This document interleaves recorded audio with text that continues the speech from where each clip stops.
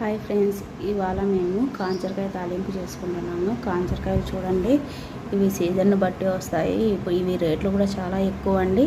ఈ కాంచరకాయలు చూడండి, వీటిని ఇవి ఇవి ఉన్నాయి కదా, ఇవి వెనకాల ఇవి తీసేసి ఇలా ఒలుచుకొని పక్కన ఒలుచుకోవాలండి. ఈ కాంచరకాయలు అన్నీ ఈ విధంగా ఒలిచి పక్కన పెట్టేసుకొని, దీని వేస్ట్ చూడండి ఎంత ఉందో. కాంచరకాయల కంటే ఎక్కువ ఉంది వేస్ట్. మనం కాంచరకాయ తాలింపుని తయారు చేసుకునే విధానం చూద్దాము. ముందుగా స్టవ్ వెలిగించుకొని ఇందులో గోళం పెట్టేసి, గోళం వేడెక్కిన తర్వాత ఇందులో ఆయిల్ వేసుకొని, ఆయిల్ వేసుకున్నాం కదా, ఆయిల్ వేడెక్కిన తర్వాత ఇందులో కొద్దిగా తర్వాత గింజలు, ముందుగా కట్ చేసుకున్న ఉల్లిపాయ, పచ్చిమిరపకాయ, కరివేపాకు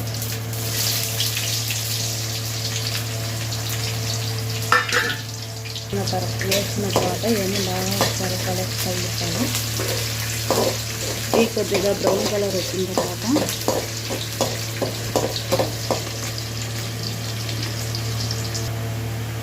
చూడండి, ఆనియన్స్ కొద్దిగా గోల్డెన్ బ్రౌన్గా చేంజ్ అయ్యాయి కదా. ఇందులోకి మనం ముందుగా శుద్ధంగా కడిగి పెట్టుకున్న కాంచరకాయలు వీటిలో వేయాలండి.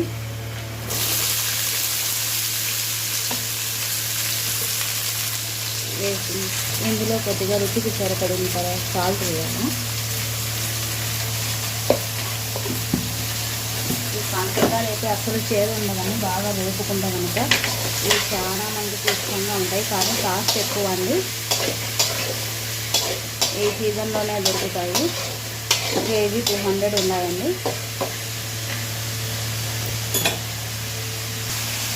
చూడండి ఏ విధంగా వేసినా ఇవి బాగా మగ్గిన తర్వాత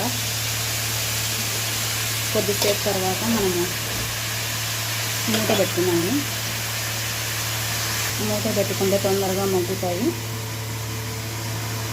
ఒకసారి మూత తీసేసి ఒకసారి చూద్దామండి.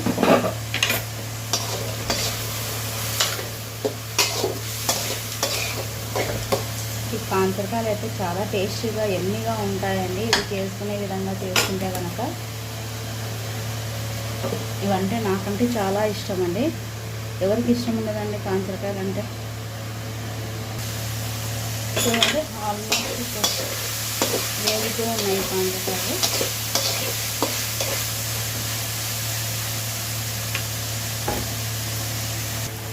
ఈ కాంచరకాయలు ఆల్మోస్ట్ వేగిపోయాయండి. ఈ కాంచరకాయలు వంట చేసేది ఒక ప్రాసెస్ అయితే కనుక దీన్ని ఒలచడమే పెద్ద ప్రాసెస్ అండి. ఇది చాలా కష్టం ఒలచాలంటే. తినేటప్పుడు ఈజీగా ఉంటుంది కానీ ఒలచాలంటేనే చాలా కష్టం. చూడండి, ఆల్మోస్ట్ వేగిపోయాయి.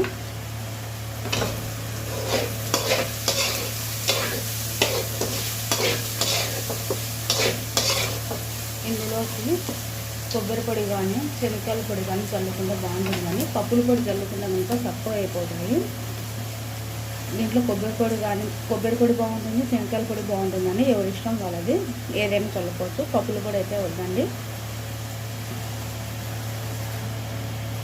కాంచరకాయలు అయితే పూర్తిగా వేగిపోయాయండి.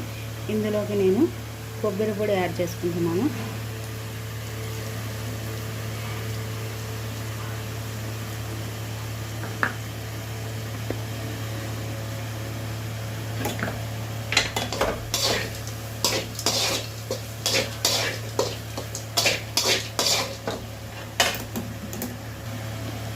అంటే కాంచరకాయలు రెడీ అయిపోయినాయండి. ఇంకా స్టవ్ ఆపేయాలి. స్టవ్ ఆపేసి సగం గిన్నెలోకి మార్చుకుంటున్నానండి. అంటే వేడి వేడి కాంచరకాయలు రెడీ.